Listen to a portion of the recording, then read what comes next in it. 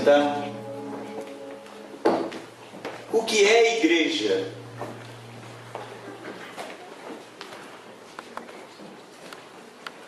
Já parou para pensar sobre esse assunto? A gente às vezes associa a igreja a templo. Igreja é aquela que, desde a época da colonização, não é? Coloca nas praças, nas cidades, uma torre. E assim fica marcado como a praça da igreja. A igrejinha que, de alguma forma, faz com que aquela região seja identificada. A palavra igreja, que é pela primeira vez citada no Novo Testamento, não é? Vem, na verdade, da boca de Jesus. Quando ele pergunta aos discípulos, não é? Quem eles diziam que ele era. Então, alguns discípulos vão dizer que o povo estava dizendo que ele era um profeta, que ele era um mestre. Então Jesus vira para os apóstolos e pergunta: e vocês? Quem vocês dizem que eu sou? Então Pedro diz: tu és o Cristo, o Filho de Deus. E Jesus então diz para Pedro: tu és Pedro, tu és Petros, tu és uma pedrinha, e sobre esta rocha edificarei a minha eclésia. A palavra igreja vem do grego eclésia, que significa ajuntamento, que significa assembleia, que significa aqueles que são chamados para fora para juntos reunir-se. A assembleia a qual eu me dirijo não é a assembleia parlamentar, não é a Assembleia de Deus, não é a Assembleia, seja lá qual for que você está pensando, mas porque no mundo antigo, a Assembleia, essa reunião para decidir coisas, era feita em praça pública.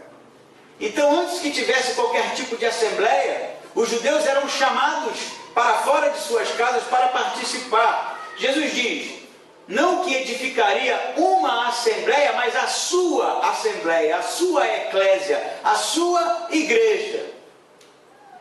Por isso a pergunta hoje: o que é igreja para você? Como você define igreja? Como a igreja deve se comportar? Qual é, no final da história, a funcionalidade da igreja? Eu separei uma frase. Na verdade não é uma frase, é um pequeno texto aqui para ler para vocês, de J.F. Powers, que eu acho que é assim, top. Essa pessoa quer dizer um negócio mais legal, né? Top eu acho que é top. Tem mais nada top do que top. Top é top e acabou. E ele diz assim, preste atenção nisso, se você quiser anotar depois eu posso postar até no Facebook. Esta grande e velha nave, ela range, balança, rola e às vezes faz com que a gente queira vomitar. Ele está falando da nau, não é? Do navio, da embarcação. Mas ela chega ao destino. Sempre chegou, sempre chegará até o fim dos tempos, com ou sem você. Eu vou ler de novo.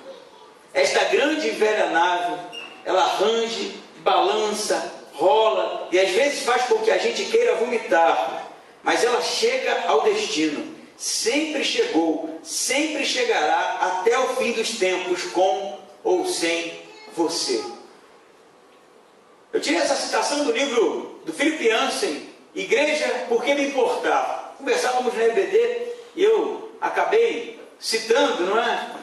E o livro de Philip Yancey é muito interessante porque, para quem conhece a história de Yancey, Yancey foi alguém muito frustrado com a igreja. Ele era batista, a sua igreja, ou a igreja que ele fez parte desde a sua infância, era uma igreja que tinha um problema terrível de segregação racial. E eles, uma igreja, na verdade, no sul do Texas, né? Que viveu a guerra civil e viveu todo aquele problema, a problemática do preconceito racial. E ele viveu a vida inteira com medo do inferno, porque essa era a pregação: se você não fizer, você vai para o inferno. E ele conta inclusive que houve um momento em que, por causa de um descuido, a igreja pegou fogo, e ele era apenas um adolescente. E quando ele chega da escola, pode ver a fumaça ao longe, os caminhões de bombeiros se aproximando, e quando ele chega então até o lugar do incêndio, era a igreja em chamas, o templo virou cinza. E ele diz que naquele mesmo dia, o pastor convoca a igreja a se reunir em oração. E eles se reunindo então numa sala próxima, o pastor prega. Se você acha que o calor do incêndio na igreja é o pior que você já viu, é porque você não imagina como será o inferno. E Ansem sai terrivelmente frustrado das suas experiências enquanto adolescente jovem. Por muitos anos, Ansem escreveu, e a sua crítica sempre foi ferrenha à instituição. Sempre foi ferrenha, ácida, como uma picada de um escorpião. Mas parece que agora na maturidade, não é?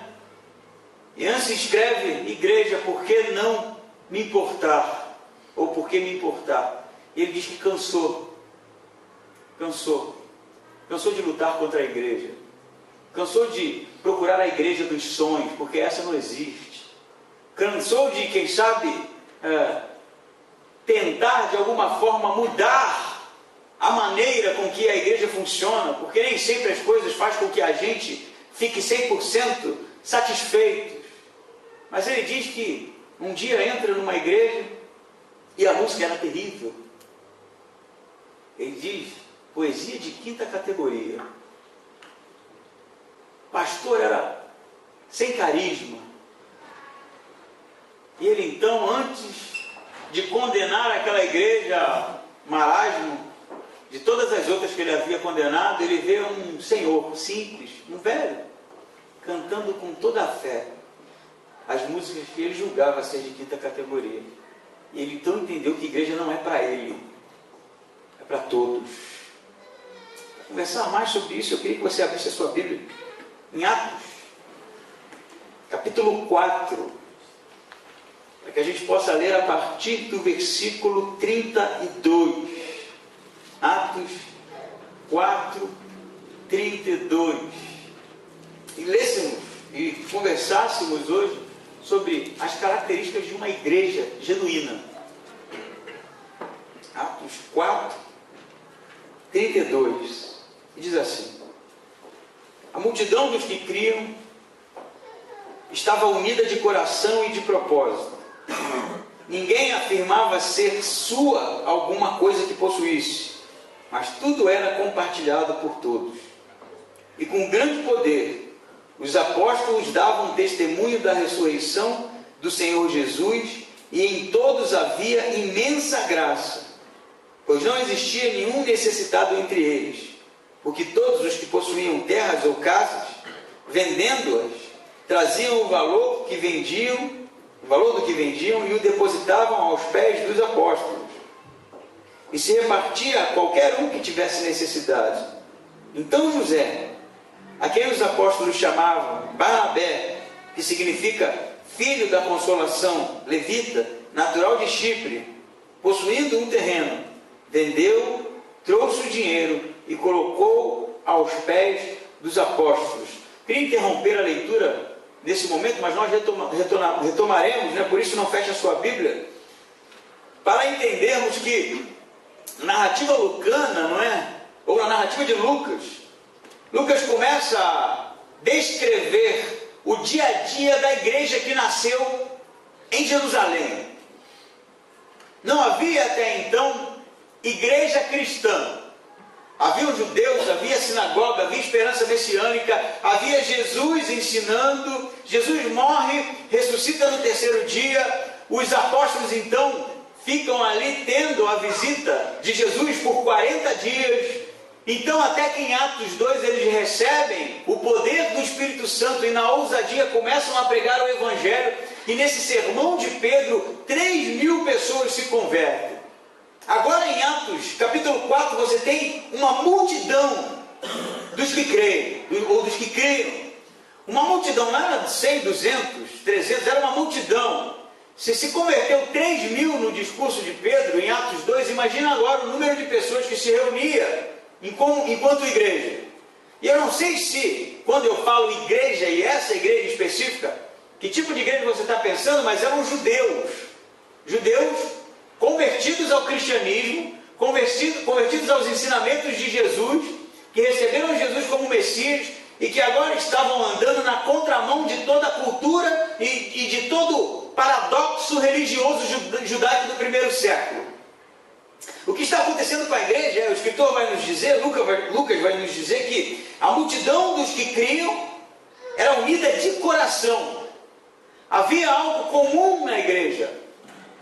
Eu penso que dificilmente você vai encontrar no livro de Atos essa coisa que a gente hoje em dia, né, traz intrínseco a gente, que é indivíduo e propriedade privada. Não tem. Eles comungam, compartilham, dividem. É algo particularmente único na história de Israel. Único. O que está acontecendo é que eles tinham um único coração. E você lê aí no versículo 32, ninguém afirmava ser sua coisa alguma. Olha, para você entender o que está acontecendo. Um judeu, e você sabe como é judeu, não é? Ele não julgava ser dele nada. Não tinha nada, na verdade, de todos os seus bens, aquilo não lhe pertencia. É isso que o escritor está dizendo aqui. Eles compartilhavam. Mais ou menos assim. Chico, me dá a chave da van, que eu vou ali em São Paulo e semana que vem eu volto. E o Chico, não há nada meu aqui, né? Toma a chave. Ou você pegar meu violão, vai ter um pouco de dificuldade de levar, mas é como se isso também não me pertencesse. Eles compartilham. Como? Vocês estão entendendo isso? Coisa louca. Alguns vão dizer que aqui está a semente do comunismo. Pasmem vocês, porque o comunismo vem de comum, não é? Nunca estiveram tão errados, porque não havia regras. Ninguém se achegasse à igreja do primeiro século, essa igreja em específico, nesse período em específico, encontraria as diretrizes para fazer parte. O número de posses que você teria que abrir mão para congregar. Era algo fenomenal que estava acontecendo. Um fenômeno. Não só isso, mas eles compartilhavam, não é? Enquanto os apóstolos, com grande poder, davam testemunho da ressurreição. A coisa está acontecendo assim, eles começam a dividir tudo, vender as suas posses, depositar aos pés dos apóstolos para que eles administrassem e cuidassem dos necessitados. À medida em que isso acontecendo, os apóstolos iam se enchendo de autoridade, de ousadia, e iam pregando cada vez mais. Mas eu também não sei se você entende quando eu falo pregando, né? Ele não ficava falando para os outros na rua, aceita Jesus, aceita Jesus, aceita Jesus, porque isso é coisa do nosso tempo. Na verdade, vou abrir aqui um parênteses, né? Conversamos sobre isso no pequeno grupo. Você não aceita Jesus, tá bom? Não aceita. É Ele quem te aceita. Porque é Ele quem morreu. Ele quem tomou suas transgressões sobre si. E o que você pode fazer, no máximo, é cair de joelho, pedindo, por favor, me aceite. Então a pregação dos apóstolos não era aceita Jesus. Era Jesus é o Messias. Esse que vocês crucificaram é o Messias. E ele ressuscitou no terceiro dia e voltará. Essa era a pregação, simples, né? Às vezes a gente elabora tanto negócio, né? Faz um esboço enorme aqui, prega e tal. A pregação era essa, meu amigo. E mais, o que eu acho mais interessante é que, nesse sermão de Pedro, que os 3.000 se convertem, que eu citei, quando ele termina de falar, ele não faz apelo. Quem quer aceitar Jesus, né? Porque o sermão foi tão poderoso que a multidão pergunta, o que faremos nós? Pode imaginar isso? Isso é que é poder, acho que é o sonho de qualquer pregador, né? Quando termina, não precisa apelar. O pessoal que levanta desesperado fala assim, e agora? O que a gente faz, né? Essa era a igreja ousada, a igreja que estava vivenciando o evangelho de uma maneira única na história. A primeira igreja batista em Jerusalém, né? Você riu? Eles eram batistas, não batizavam por imersão, eram batizadores. Primeira igreja batista em Jerusalém, não é? Pregando o evangelho, vivendo uma integralidade, uma comunidade. dos bens para que os apóstolos repartam, não é? E cuidem dos necessitados, até que aparece um indivíduo no versículo 36, que é algo muito interessante também, porque ele vai ser citado posteriormente, não é? Diz no versículo 36 que então José, eu quero que você entenda que eles estavam compartilhando seus bens, a igreja estava. Então, o que Barnabé está fazendo é o que a igreja estava fazendo, não é isso? Mas a pergunta é, por que ele cita Barnabé pelo nome? Não é? Porque ele vai frisar isso aqui, ele vai passar um destaca-texto aqui. José, a gente até cantava, inclusive na igreja que eu congregava, né? No Rio, primeira igreja batista em São João de Meriti, né? Pastoreada hoje pelo grande pastor e amigo Cláudio José. A gente cantava muito lá os hinos, né? Não que a gente cante hoje menos, né? Mas hoje em dia a galera dá outras roupagens, mas quem se lembra? Era José Barnabé, natural de Chipre, também chamado de José da Consolação. Quem lembra disso? Levanta a mão. Homem bom e piedoso. Levanta a mão, Mário, que eu sei que você conhece, não adianta vocês mandarem. Homem de temor e fé, homem de Deus, não é isso? E eu ficava assim, a gente até cantava errado, natural de chifre. Essa versão também tinha por aqui, viu? Sim, essa aqui, natural de chifre, né? No convertido, eu não sabia. Mas é porque ele é natural de chifre, mas o nome dele não é Barnabé, o nome dele é José. Não é? José. E por que eles mudaram o nome de Barnabé? Não é isso que o texto está dizendo? Ó, então José, a quem os apóstolos chamaram Barnabé. Eles botaram um nickname em Barnabé, que era José. Botaram um apelido. Você sabe o significado do nome Barnabé? O próprio escritor diz para a gente, porque ele quer que a gente saiba. Que significa filho da consolação. Aquele que é consolado e consola. O Paracletos, não é? Consolador. Barnabé vai ser um homem assim, único também na história do cristianismo. Barnabé é o que discipula Paulo, não é isso? Já citei isso algumas vezes. Paulo, perseguidor da igreja, não é? Mata, persegue, esculhamba, prende, achando que estava fazendo aquilo que era do agrado de Deus. Aí tem um encontro com Jesus, né? Para muitos vai cair do cavalo, mas não se assustem, não tinha cavalo, ele simplesmente cai no chão. O cavalo, na verdade, acho que era Paulo, né? Porque estava fazendo tanta coisa que estava com a viseira assim. E aí, de repente, Jesus aparece para Paulo, que era Saulo, né? E também, para curiosidade, o nome de Paulo não foi mudado por Jesus, mas Saulo, na verdade, é a pronúncia em hebraico e Paulo é a pronúncia em grego. E aí, Paulo, então, vai cego, fica lá algum tempo sem ver, até que Ananias vai até o encontro de Paulo com muito medo, né? Porque quando ele ouve lá do Espírito Santo que tinha que ir, Paulo fala, logo esse cara é chapa quente, mas nem aquele que, mas é esse, vai lá, ele vai, e aí sabe o que acontece? A igreja fica com medo de Paulo, porque não acreditava na conversão de Paulo. Eu estou só fazendo um adendo aqui para voltar para o texto. E quando ele chega em Jerusalém, todo mundo corre do cara, porque acha que é uma estratégia dele prender. Ele está dizendo que é crente, isso é conversa. Ele vai chegar, vai descobrir onde a gente está se reunindo, porque a igreja se escondia, não é? Com medo dos judeus, com medo da autoridade religiosa que havia crucificado Jesus, que já havia matado Tiago, que estava passando a faca, não é? E aí quem é que vai então assumir a responsabilidade de Paulo? Barnabé, o consolador, não é? Cuida de Paulo, se responsabiliza por Paulo.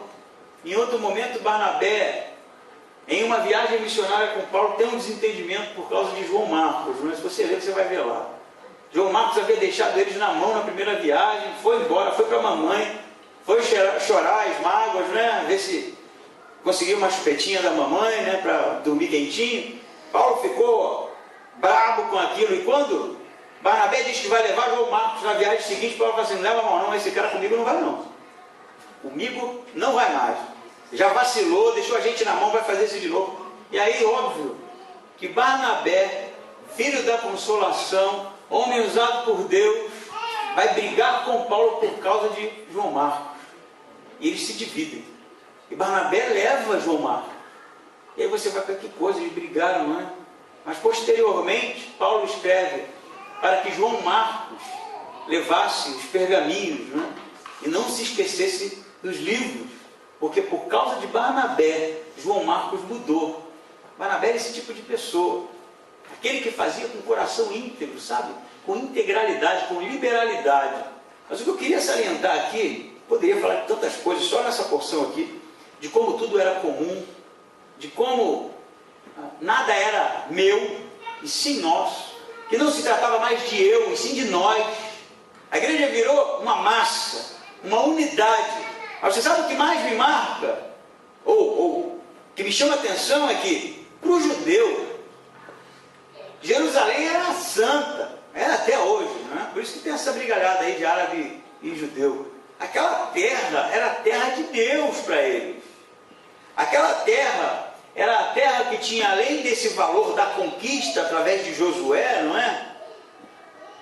Aquela terra era a terra que seria restaurada por Deus. Essa era a mentalidade judaica.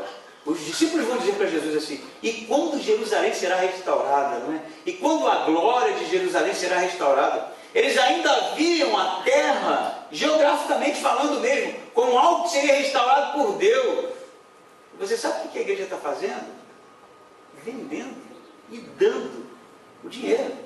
Provavelmente o pessoal já está falando assim: ó, se liga aí, porque aqueles doidos lá da seita do caminho estão vendendo baratinho a terra aqui.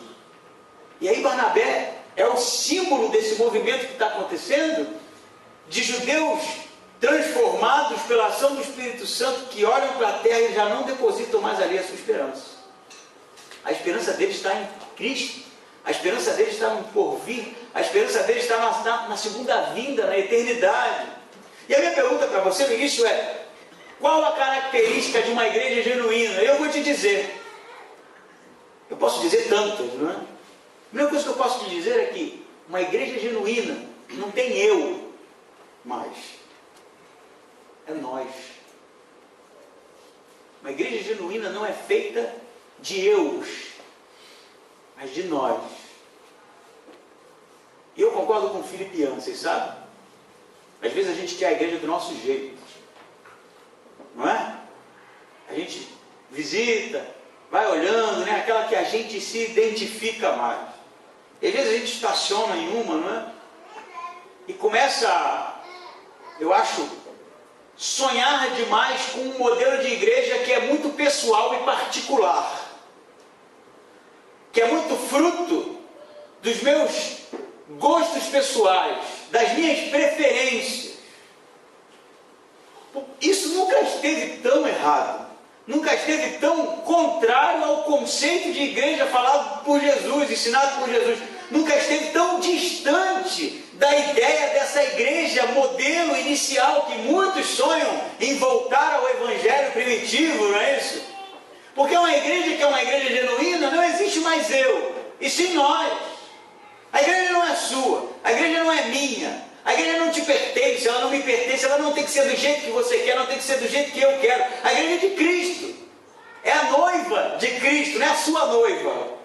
A sua pode ser que quando chegar no tempo do casamento você exija algumas coisas, não é? Mas a de Cristo não, a gente simplesmente faz parte, está em comunhão, compartilha, tudo nos é comum, em um único coração. A nossa grande falha, eu diria, a falha da igreja, da nossa geração e de gerações anteriores à nossa, é que a igreja ela se tornou algo privado, sabe? Eu me lembro, eu vou contar essa história para vocês aqui, não tenho medo, eu acho que só não vou citar o nome, que o cara é brabo, pode me pegar pelo pé, né?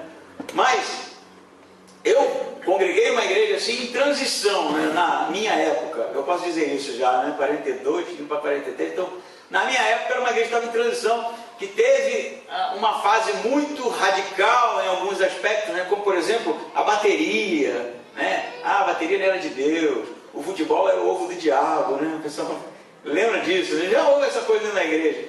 E eu me lembro uma vez que, a igreja era no Rio de Janeiro, aquele verão, você imagina, não é?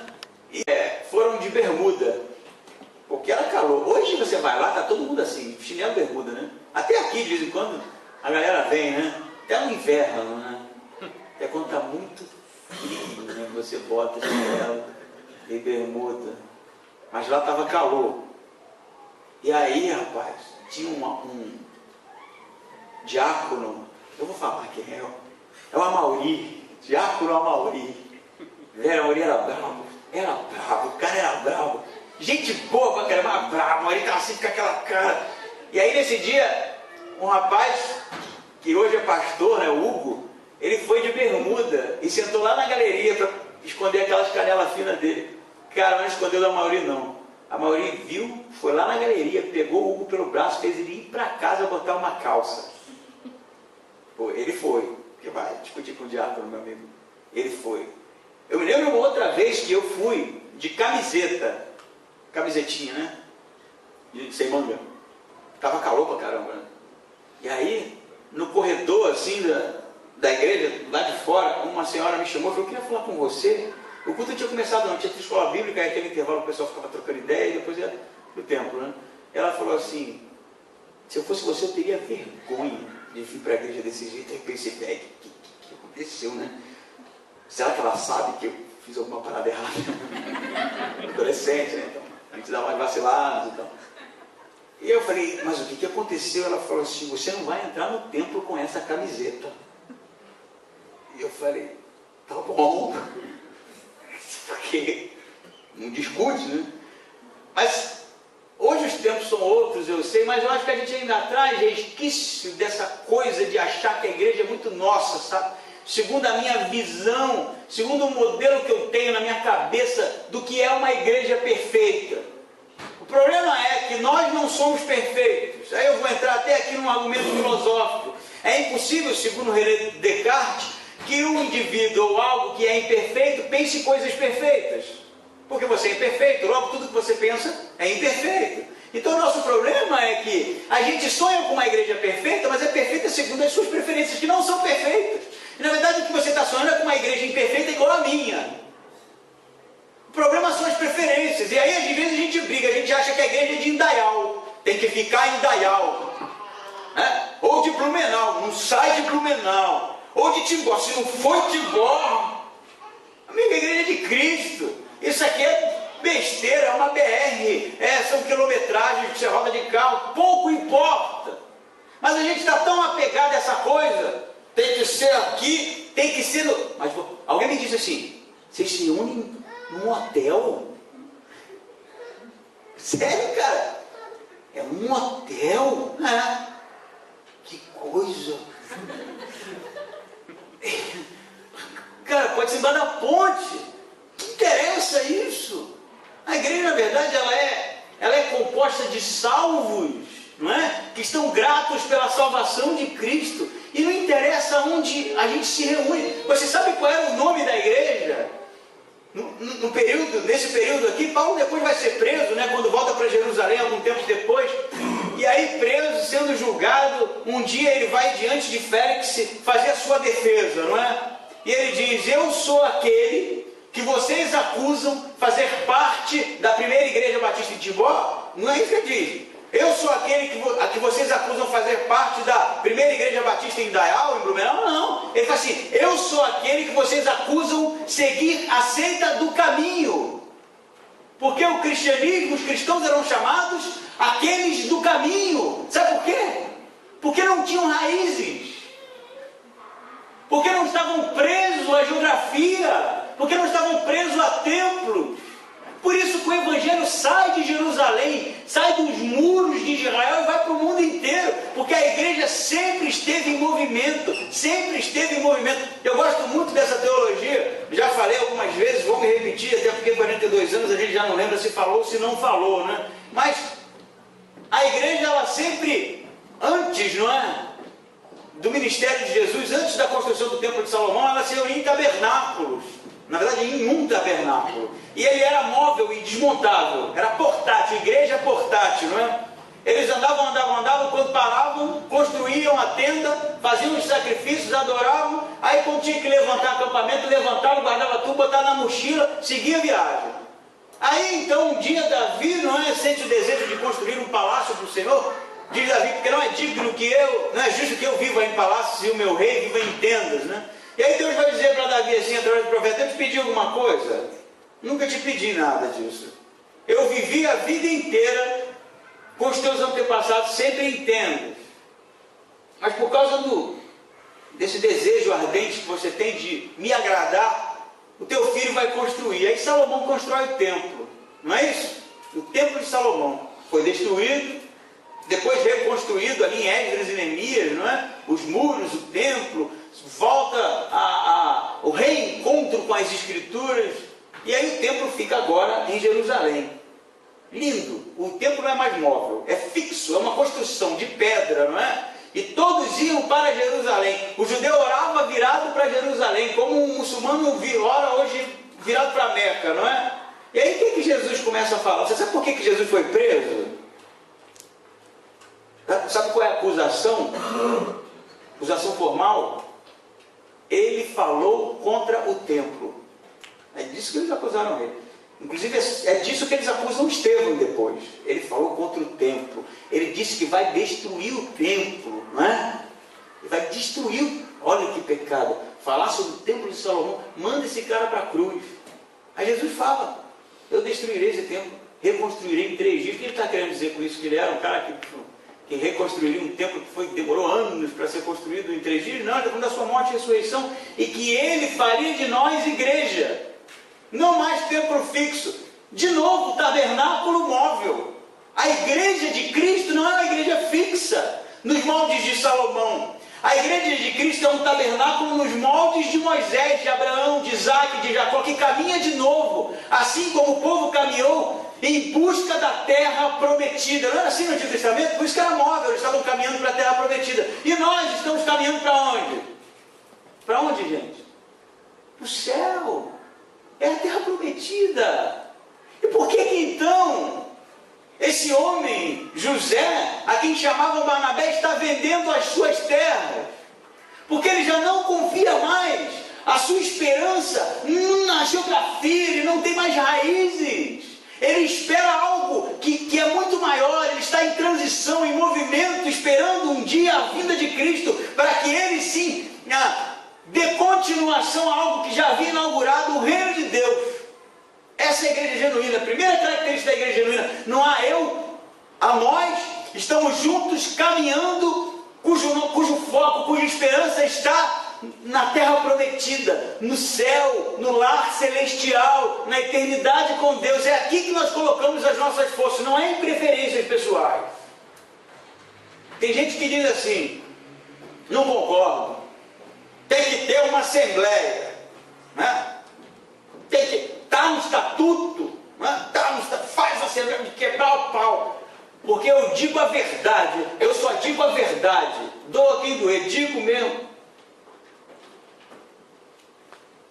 Você não diz a verdade, não. Você é ignorante, sabe?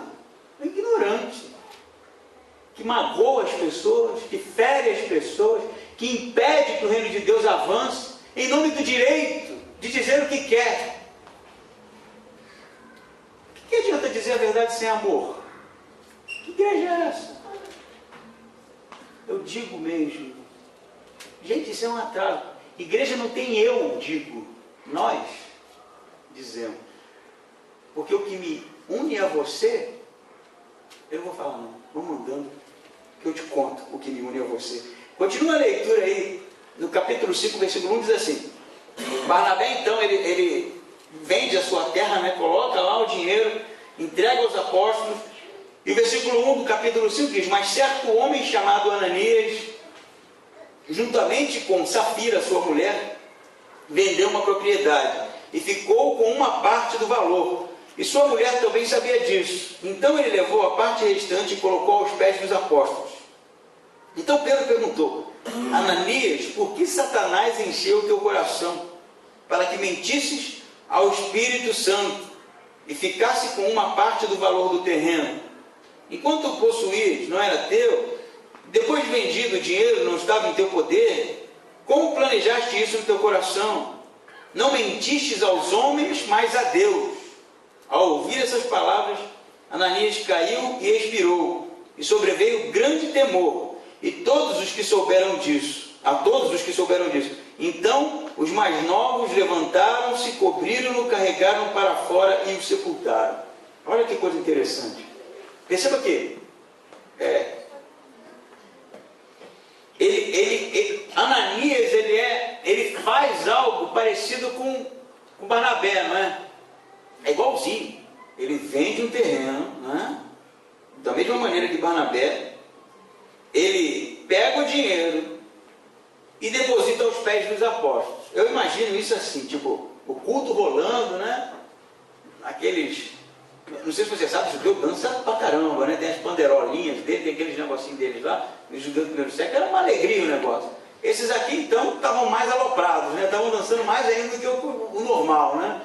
Estavam felizes, o Messias e tal. E aí, Barnabé foi lá, depositou, veio à frente, estou aqui, doando minhas terras, não é? Para a igreja, para os apóstolos, tal. O pessoal achou aquilo o máximo, tal, se alegraram. E aí, Ananias e sua esposa levantaram a mão, né? Foram à frente, a gente também está vindo aqui na frente. Isso, é claro, é a versão dos outros, né? Então, qualquer erro aí de interpretação, tenha paciência comigo.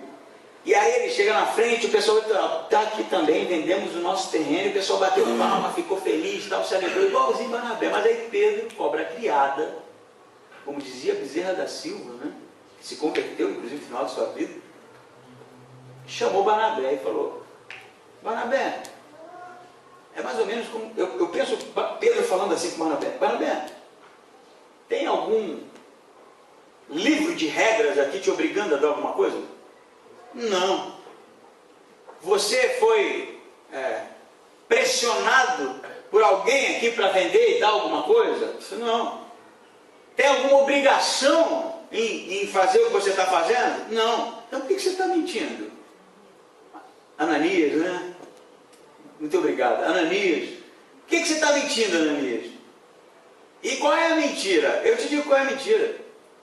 Ele disse que deu tudo para a igreja. Estamos aqui, né? Ó Senhor, tome tudo, né? Mas não estava, era parcial.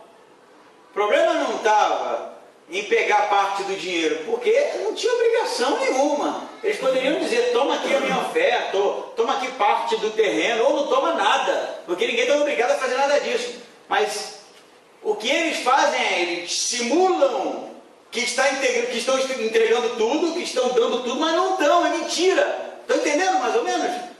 É mentira. Eles estão falando assim, a propaganda é enganosa, a propaganda é a gente está dando tudo, a gente está dando terreno, a gente está aqui com vocês, igual os em Barnabé, mas era mentira. E aí Pedro, experimentado, né, vai dizer: por que você deixou que o diabo enchesse seu coração? Por que você não ouviu o Espírito Santo e ouviu o diabo?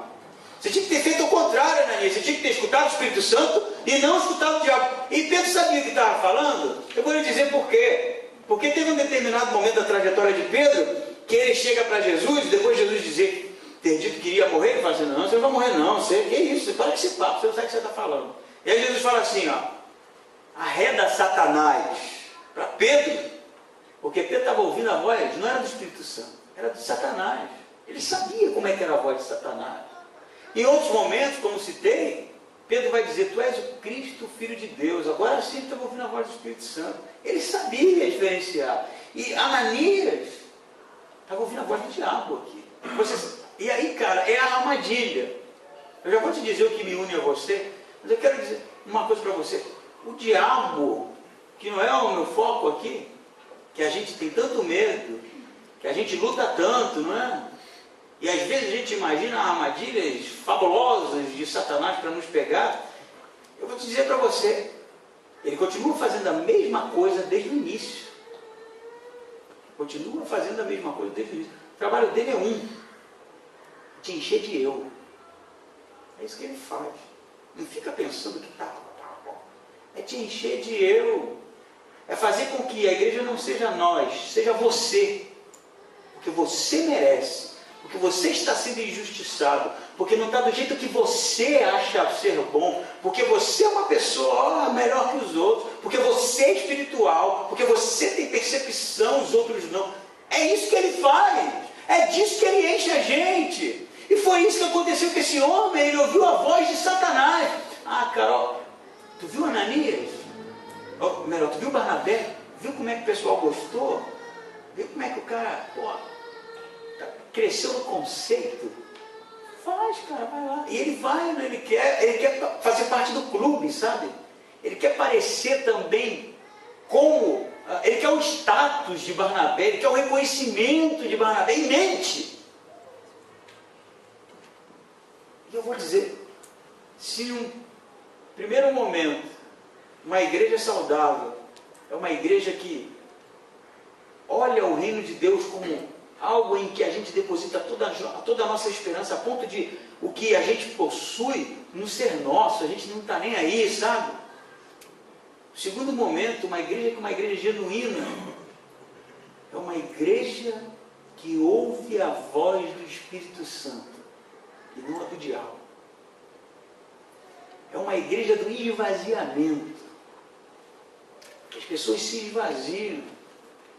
É a igreja daqueles que não dão ouvido à voz do diabo, que não estão dispostos, de novo, como no Éden, a cair porque o coração está cheio de si mesmo, de orgulho, de vaidade, sabe?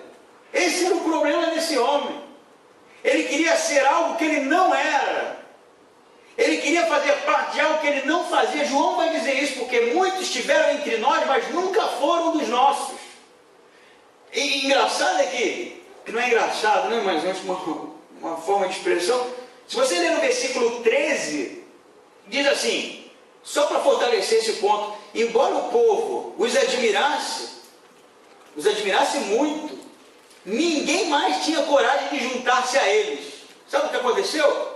O povo estava vendo todo aquele movimento, as pessoas, vendendo tudo, compartilhando, tinha gente desempregada que ali estava sendo cuidada, mas depois que Ananias morre, o pessoal fica com medo, e fala assim, não vou mexer com isso não, porque o negócio lá é meio sério. Mas ao mesmo tempo, o versículo 14 diz assim, cada vez mais agregava-se ao Senhor grande número de crentes. Olha que estranho, o pessoal olhava e não queria fazer parte daquilo porque ficou com medo. Porém, cada vez mais agregavam-se a ele maior número de crentes. O que o escritor está dizendo aqui? Que os Ananias, estavam correndo porque viram que o negócio era sério, mas aqueles que se convertiam, como Barnabé, estavam fazendo parte da igreja. Entende a diferença? Esses que são usurpadores da glória de Deus, esses com o coração cheio de vaidade e orgulho, esses correram e fizeram parte daqueles que estavam sendo transformados de fato. Por isso que o meu apelo a você, o apelo do texto a você, se esvazie. Não deixe que essa vozinha que fica o tempo todo no seu ouvido, insistindo para que as coisas sejam à sua maneira, ao seu modo, se faça ouvir. Lute contra isso. Trabalhe pelo corpo, pela unidade, pela igreja como um conjunto, como uma noiva saudável que espera ansiosamente a vida de Cristo. Porque eu vou te dizer, às vezes as coisas vão acontecer e não é da maneira que você gosta não. Lembra da frase que eu citei de J.F. Power? Às vezes a alma vai balançar, sabe? E dá até vontade de vomitar, enjoado. Não, olha, eu não concordo com isso e tal. A Assembleia, o Estatuto, né? A gente tem uma tendência para... Às vezes as coisas não vão acontecer do jeito que você gosta não. Às vezes as coisas vão acontecer até nem do jeito que eu gosto. Às vezes vai acontecer do jeito que você acha. Às vezes do meu. Mas o ideal é que a gente esteja junto na mesma visão. Na mesma visão. E eu vou te fazer uma perguntinha agora, particular. Qual é o perfil dessa igreja aqui? Quem é a igreja Batista Projeto 70 aqui em Santa Catarina? Quem somos nós? Como é que você definiria, se você tivesse um papelzinho aí, qual é o perfil dessa igreja que está nascendo aqui? Já parou para pensar nisso? Você faz parte do quê? Antes de você escrever no seu papel, né, eu nem vou querer ler. De repente até for, né? Essa igreja é uma igreja missionária. Já percebeu? Você já percebeu isso? Que a gente investe em viagens missionárias, que a gente investe em trabalhos missionários, que a gente constrói templos para outras igrejas, que a gente mantém missionários no campo. Você já percebeu que a força é toda para isso? A gente tem que fazer esse tipo de análise. Quem somos nós? Eu quero fazer parte disso. Porque existem outros modelos. Igrejas que dão mais ênfase em outras coisas. A igreja que dá ênfase em tudo, você não vai achar não. Mas é importante que a gente defina isso no nosso coração. Porque vai fazer toda a diferença. Quando a igreja fizer força, não é? Como a gente vai fazer agora dia 12 de outubro, indo para a videira, alugando van, botando gente dentro para chegar a fazer um trabalho evangelístico na rua, isso é maravilhoso, porque o perfil dessa igreja é uma igreja missionária. E se você não estiver junto, aí não é nós, aí é eu. Não que seja o caso, como Ananias, de dar voz ao diabo, né? Mas é de estar junto. Eu penso que dar voz ao diabo, ou ouvir a voz do diabo, é quando a gente quer parecer com algo que a gente não é. É só estético. Você está e nem sabe por quê.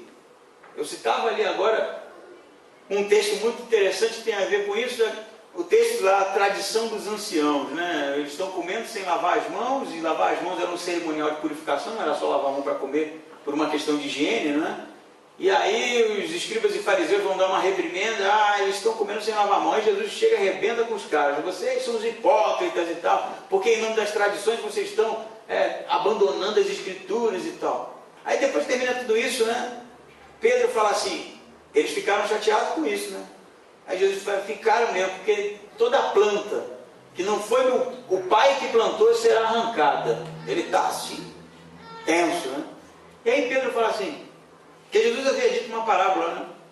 Que contamina o homem, não é aquilo que entra, mas aquilo que sai do coração. É a parábola que ele usa, óbvia, né?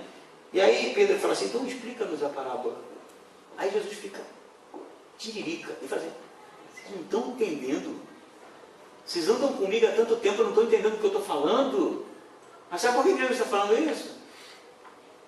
Porque os apóstolos estavam comendo sem lavar a mão e nem sabiam por quê. Eles não sabiam. Por isso que ele está assustado. Eles ficaram chateados, porque a purificação é importante, né? Então explica para a gente, aí Jesus, vocês estão fazendo, mas não sabem por que estão fazendo. Eu acho que isso se aplica a gente. Grande problemática, eu acho, do texto é que Ananias queria ser aquilo que ele não era. Ele estava fazendo parte de um negócio que ele queria muito, sabe? Eu quero ser como Barnabé, eu quero ser... Mas no final da história o coração dele não era puro, não era íntegro. Ele não estava de fato vivenciando, experienciando uma transformação. Era só aparência.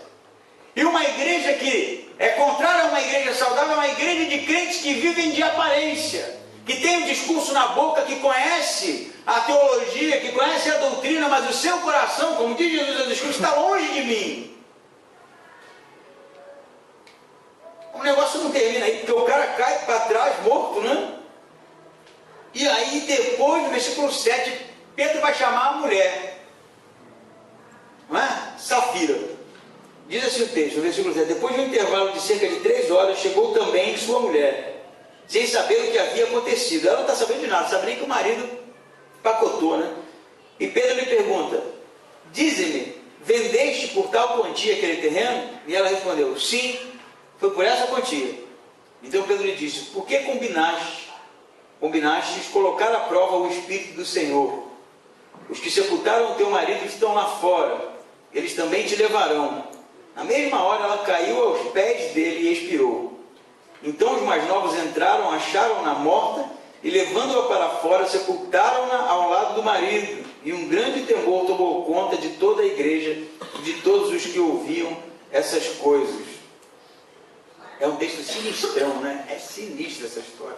Porque é um período de graça, né? A igreja está vivendo aquela coisa do amor e tal, e de repente acontece um negócio desse, assim, cai para trás morto. A ira do Senhor, parece até o Antigo Testamento, né? Mas antes de falar sobre isso, o que acontece na história? O marido morreu. Ela sabia, né? Sabia da trama. Ela estava junto com o marido, né? Mas como nada com o marido. Mas Pedro dá uma oportunidade dela dizer, não é? Ele pergunta, de novo, vocês venderam por aquela quantia que vocês disseram que venderam o terreno? Ele dá uma oportunidade para ela. Porque ela poderia ser fulminada, sei lá, junto, né? Mas foi separado, né? Primeiro foi o marido, depois foi ela. Não sabe de nada, ela diz, foi. Mente de novo. E aí morre. Por que foi dada uma oportunidade para ela voltar atrás? É uma pergunta do texto. Por que foi dada uma oportunidade para ela voltar atrás? Porque foi dada uma oportunidade de arrependimento. Não é isso? Ela poderia, não, Pedro, não foi. Nós mentimos, né? A história seria outra. Mas você sabe qual é o problema dela? Ela é esposa do cara. Ela é esposa e ela vai com ele até o fim. Porque é esposa. Que a gente jura fidelidade, não é? Porque, eu vou discordar do meu marido. Estou com meu marido. E você sabe que esse é um problema grave em uma igreja saudável, ou uma igreja que não é saudável, que procura esse status, né? É quando a gente se relaciona com as pessoas. Perceba isso. A gente tem vínculos afetivos, emocionais, a gente gosta das pessoas, e às vezes as pessoas erram feio. E por causa dos nossos afetos, o nosso discernimento, ele fica cegado. Sabe? Está entendendo o que eu estou falando? Porque a gente gosta muito, então a gente não discorda. A gente fica junto. A gente não consegue, às vezes, por causa dos laços que a gente acaba traçando, não é?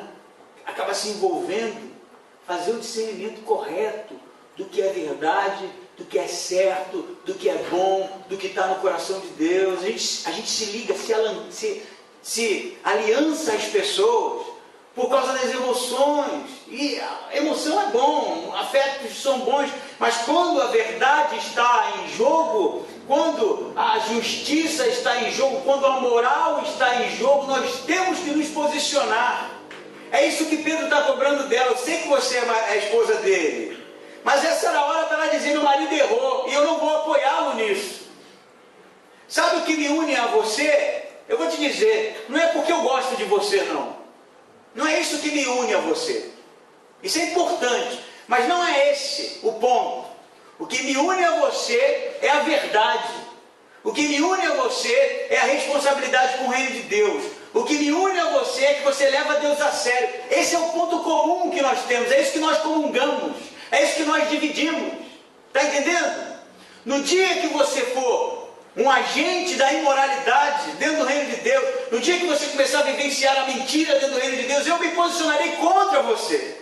Não tenha dúvidas disso. E serei duro em amor. Porque o que nos une não são laços nem afetos, o que nos une é o reino de Deus. E é isso que está acontecendo aqui, está sendo dada a oportunidade dela se posicionar agora. Que havia uma imoralidade, havia uma mentira, ela sabia disso. E Pedro fala: você vai insistir nisso? E ela fala: vou. E aí a ira de Deus vem sobre ela. O que me une a você, gente, o que te une a mim, o que nos une, o que faz da gente ser igreja, é que a gente está junto em nome da verdade, em nome do Evangelho, em nome da cruz. É isso que nos une. Não adianta a gente chorar as mágoas e falar assim: fulano nem me leva em consideração, fulano nem gosta de mim. É a cruz, e isso tem que ficar bem acendido nas nossas cabeças, aceso em nossas cabeças. Porque quando é a cruz, o nosso objetivo comum é o que nos liga aí, o amor, o cuidado. Isso vai ser tudo natural.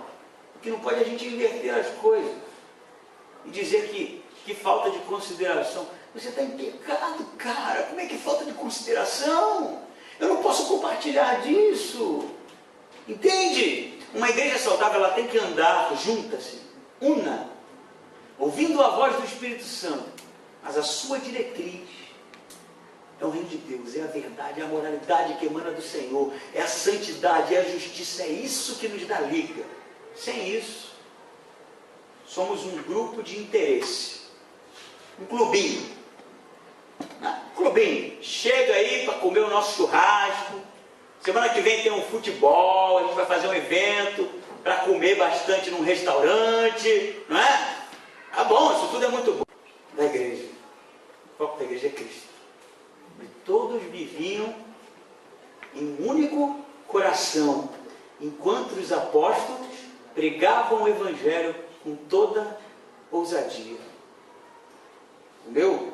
Desafio a você, e o desafio do texto a mim e a você, é vivermos ligados, conectados, juntos, na mesma visão, na mesma caminhada, cuja liga, cuja cola que nos junta é o reino de Deus. Só isso. Amém? Amém. Amém. Amém? Amém. Vamos orar? Vamos ficar em pé?